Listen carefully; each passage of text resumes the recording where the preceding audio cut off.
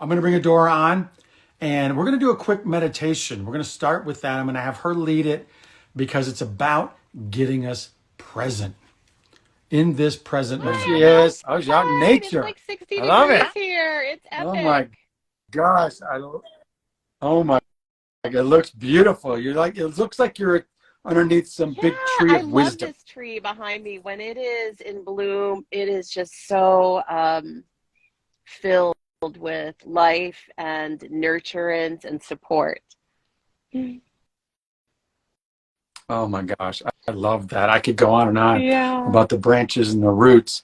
But as I was mentioning, I would love to start with a small meditation to get us all here to this present moment. Maybe you're in the middle of a lunch break, or maybe you were doing some housework, or maybe you're frazzled with bills. I don't know, but we want to bring you here right to this present moment fully. And Adora, you're Oh, amazing at sort thank, of getting us thank you grounded so much, in Shawn. meditation. As always, it's wonderful to be with you here on Thursday and the beautiful growing community. There is so much potential that is found in this moment. And in this moment, we have the opportunity to transform the past and seed a new future right here, right now. And so let's all take a deep breath together. This is a very powerful affirmation that you can use anywhere, either out loud or silently to yourself in case you're in the middle of a work meeting or your lunch break, or even at line at the grocery store. But this is so powerful because just taking a moment and cultivating a continued practice of meditation has so many benefits, from our immunity to our better sleep, our mood, our memory, our focus, and of course, our ability to be present. So take a deep breath in and breathe right into the center of your heart. Your heart is what connects, it's the bridge from heaven above and the earth below. So it is the bridge between our mind and our body. And it is truly the source of all creation. It can be our true north and our GPS when we come into a deeper connection. So close your eyes for just a moment. If you can, unless you're driving, then don't do that.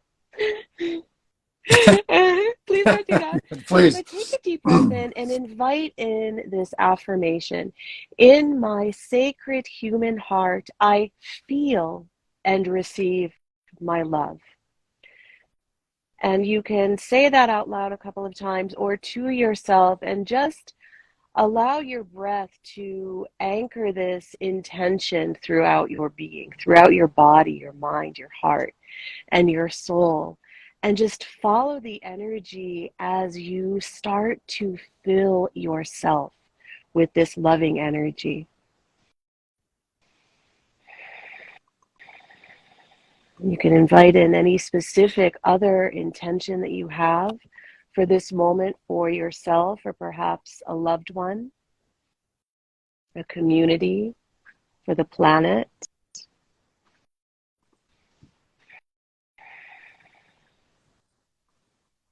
And you can envision pink light filling your heart, filling each cell, each one of the trillions of cells within your body with this loving presence. And just notice how you feel. Notice the power of allowing yourself, inviting yourself to be filled with your love first. How differently we can come to every situation, every individual in our lives, every experience, when we feel full first. And when you're ready, come back to this moment and go ahead and type in the comments any experience you've had in this just brief, momentary meditation.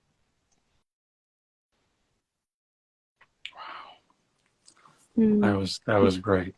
That was so Pleasure. beautiful. Thank you. And definitely so needed. It's interesting.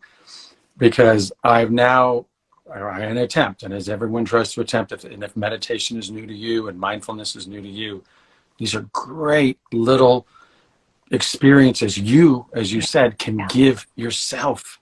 These are your gifts Mm. to you.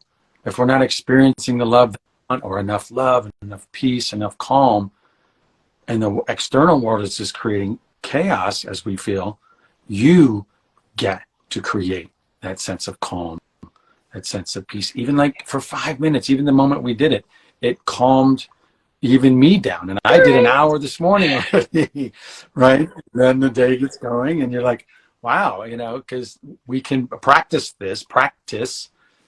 doesn't mean we're getting perfect. It means the consistent habit of doing something that nourishes our Thank you, soul. I Shawn. love I that. love we share this beautiful affinity for so many words and practices. And one that comes to mind right now that I know you resonate with is cultivate. And so this is a Mm-hmm. cultivation, right? That takes practice like any skill in life, right? To master it is requires consistency. And Yolanda, I'm sure that your dad feels it too. I loved what a few of the Mm-hmm. individuals here said, that they felt a sense of warmth, right? And that warmth is something that we're all craving internally. That sense of warmth and connection that we can cultivate in each and every moment. Oh, it's so true. Which actually kind of brings us a bit to our topic this week about, well queued up, well said. Hello, everybody. I see more people coming in, so great to see you popping in. But generating your own sense of warmth, because this week we were talking about when a relationship goes cold. What are some of the things that we do? And we all get there, everybody, whether it's your significant other, a relative, a family member, a dear friend, certainly that relationship with yourself, there's a disconnect. But I would love to really just jump into that. If those of you who are experiencing that, certainly put hearts or something out there and go, yeah, I get you. I've been in relationships that grow cold. And certainly if you have any questions throughout this, by all means, put them in the comment. And either one of us or both will certainly be happy to answer your questions, because that's what we're here for. Not Mm. just to talk at you, but to be with you in community and being able to help guide you through the relationships. Come back. Yeah, come back. I know that's coming. Come back and marry me.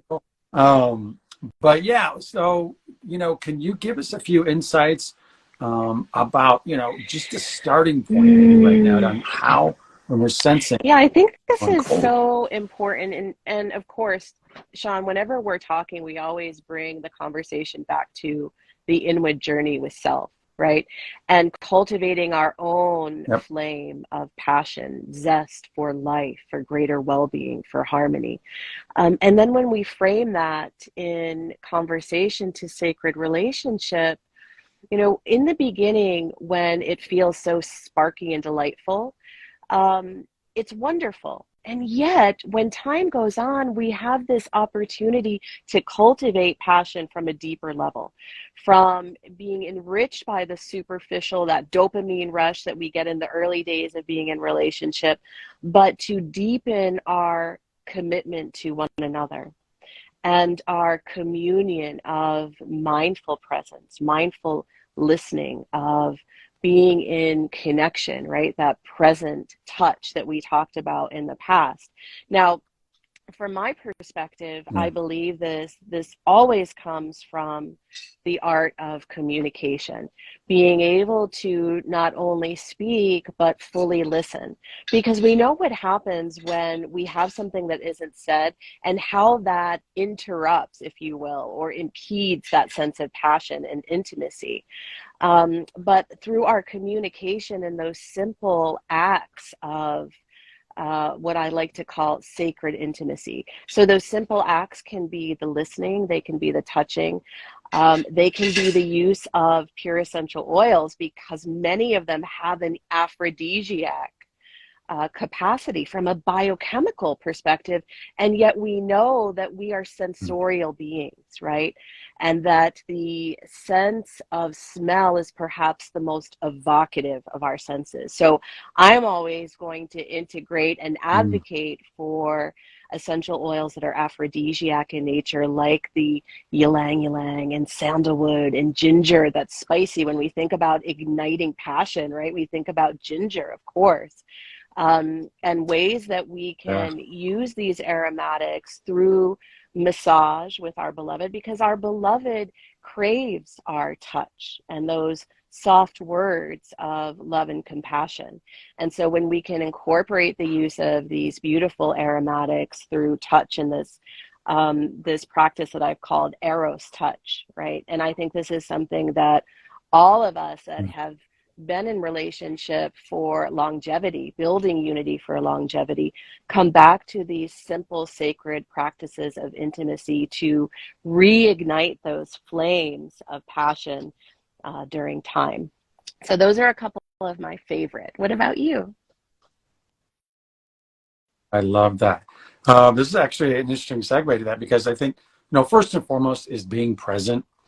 If you're becoming aware that the relationship is either growing cold or stagnant, the awareness of that rather than, and I've made the huge mistakes in my life of just, oh no, it's just going to fix itself. If I'm just quiet and silent, it'll all just go away and then we'll connect again the way we used to, not a healthy practice at all. And it is that presence of being aware of what are you doing with this time and energy with yourself first and then your loved one before you start comparing and complaining and criticizing. What are you doing with the time and energy? Two different things, because we can spend a lot of time with Yes. someone but very little energy. I mean, who's been on a date or a weekend with someone and you're like, oh, we spent this beautiful like 3 hour dinner together, and then the other person's like, yeah, but you were scrolling on your phone, you were checking your messages, you were looking around, Mm, you weren't present, right? That is to be aware of how you are sharing your time and your energy with your loved one is a great start. But with regard to the aromatics, and I think, and I kind of equate this conversation and this challenge with, do we even know mm, what we're looking for when we create the warmth and the love and those neurochemicals of dopamine and yeah. oxytocin, which is a connection drug, right? And endorphins, which make us happy. So, that's the biochemical thing. That's what we have initially. But do we know exactly, specifically what our Mm, heart wants? And a lot of times we can't define that for ourselves or articulate it. We can't even engage in the aromatics, right? Like understanding those are beautiful things. So I would go, for example, with regard to say, okay, look, if I say to someone, I'm like, all right, look, I'm going to make this Thai coconut curry dish. This is what I want to do for me. I want to do it for my partner. And if I'm not clear about what those ingredients are, it's not going to be satisfying. But very clear mm. about what are the ingredients that satisfy your soul. I What love is it? that. You have to be clear on that because the other person may be going, great. I love Thai coconut curry. Perfect. I might like, all right, great. I want to give you this beautiful dish. Sounds like it makes you happy, which I Sounds think I'll good. probably cook tonight. I don't know. But if you're not specific about Mm, what it goes into it, like you said, the aromatic, okay, great. Do I want some ginger? Which is one of the ingredients, but do they like ginger? Do they want it spicy? How hot do they like it? I mean, yeah, you can equate all this to romance and sex and everything else in your partner, but being very clear about that and the sweetness of the coconut. Do I want that? Do they want chicken? What kind of chicken? You know what I mean? Like, so I'm really just giving an mm, example so you can. You're right. What do I want? What satisfies my soul? And what are the specific ingredients? And you've given some great tips that people are like, I don't know. I don't know. I just like meat and potatoes, or I just like, or whatever, something yeah. very simple and safe, which is fine and great. As long as you're clear and Well, to think communicate it's so that. important what you're saying, Shawn, because not only do we not know sometimes what we really want, but we're also operating from the system of the past and all of the places where we've been hurt by Mm. love, where we've lost, felt betrayed, felt disappointed, right? All of these expectations that perhaps are not coming from a place of positivity. And even though we want to have a different experience, until these old patterns are resolved, how do we know how to cultivate those new experiences, new intentions, and new desires? And I think this is one of the aspects that I'm so excited to be able to um, co-create in our program together for the Sacred Relationship Retreat that's happening now in May. Now, if you see a couple of bubbles passing by, my children are out here because it's so warm passing bubbles. So if you're curious, well, we'll call those bubbles Oh, impressions nice. for life. I love it. Yeah, yeah, Effervescence. Yes, it's so true. And you mentioned communicating too, and I think it's also and is not just saying what's on your heart, but yes. actively listening. And what do I mean by actively listening? Being compassionate and present and understanding of what someone else, they may not be able to articulate it completely, and we get impatient, like, I don't know what you mean, what are you saying, and that makes no sense, and Mm-hmm. of course it escalates, and then we just grow cold. Whereas you just actively listen and really try to understand, and from a compassionate place. A lot of times we get home from work or wherever we're at, and we're immediately thinking, okay, what, this is what I want. Change that to go, what do you Mm-hmm. need? And like little simple things that show that you are trying Yeah. to actually cultivate and make this what was cold warmer. That's how you heat things up again. Ah, I'm interested in you. I'm not mad and frustrated because you don't know what I'm feeling and going Yeah. through, right? Just reverse that a little bit. Because everyone, of course, it's human nature. We want to be Yes. seen, heard, and felt. If we're not getting it, we get cold and standoffish, and we're like, oh, they don't get me. Flip the script a little bit first. It's a beautiful place to start, and it takes a lot of this pressure off of, like, you're not giving me what I need. Wait a minute. Why don't I start by trying to give you what you need? And I'm sure many people heard Mm-hmm. about the love languages, right? Like, right? It was Gary Chapman, I think, who wrote the book. But, I would encourage people to go back and get clear on those. Hey, what is yours? And also trying Yeah. to identify and having that So conversation important. So important. with I your know loved we're going to one. be diving deep into that into the retreat as well. I think that For when we're sure. talking about simplicity, right? Because our nature, from a human perspective, is that when we create something too complex for us to do, what do we do? Nothing, right? So if we're talking about practical ways to ignite that passion again, even the simplicity of holding each other's hands and gazing into each other's eyes for a minute, right? To reconnect Mm. at the depth of each other's souls where words are not always needed, right? That we are able to communicate through our eyes to our souls and our hearts and beyond by just taking a few minutes of that time together without anything else, without any distraction of the devices or the family or the chores that need to be done, because those are always going to Yeah, be there, right? These are just something that you yeah, can yeah. cultivate in just a few minutes together. Great. That's a great simple tip. And I think that, for our conversations here, these are certainly the sparks to kind of get you thinking.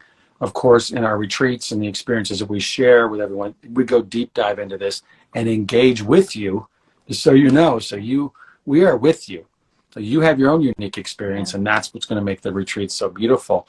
But that, starting with those simple things, I think connection and Mm, silence, and most people are uncomfortable with their own yeah. silence. It's interesting. It's silence at a table, someone's going to go, what about blah, blah, blah. Just pull back and go, I just want to connect. And Yeah. it's awkward. I'm telling you, a lot of people, like, you sit and stare in someone's eyes for 30 seconds. I encourage you to do this and take in everything you Mm, appreciate about them. Seconds, just take, all the things that you are grateful for. Those moments of gratitude will get you grounded if you're in frustration, fear, anxiety, doubt. Am I with the right one? Wait, let me simply connect and Mm, just even in silence, really think about what I'm yeah. grateful for and be able to share that later. I think, but connect. And I love it. I've seen people do it and they're just like, oh, okay. Even before scenes, everyone's all nervous and Sure. amped when I'm working and oh, camera and everybody's got, grips, electricians are running around and you really have to take your mind. And I've been the practice of what you just described of Mm, connecting. So everyone's like 5, 4, 3, and everyone's yelling, and I just have to go and have to close my world in with mm, this individual, this human being who's in front of me right before I say a word. I don't even go on action, by the way. Like action. Oh, I have to connect first in silence, and then I'm ready to organically that's speak. so I beautiful. love that. I think it's something, it's just such a Yeah. beautiful, and the practice of that, the habit of that daily It's powerful. is powerful, aside from all the beautiful things Yeah. that it actually Well, does it to your creates a body. foundation to build that enriching, that passion that comes from the core, right, of your heart and soul.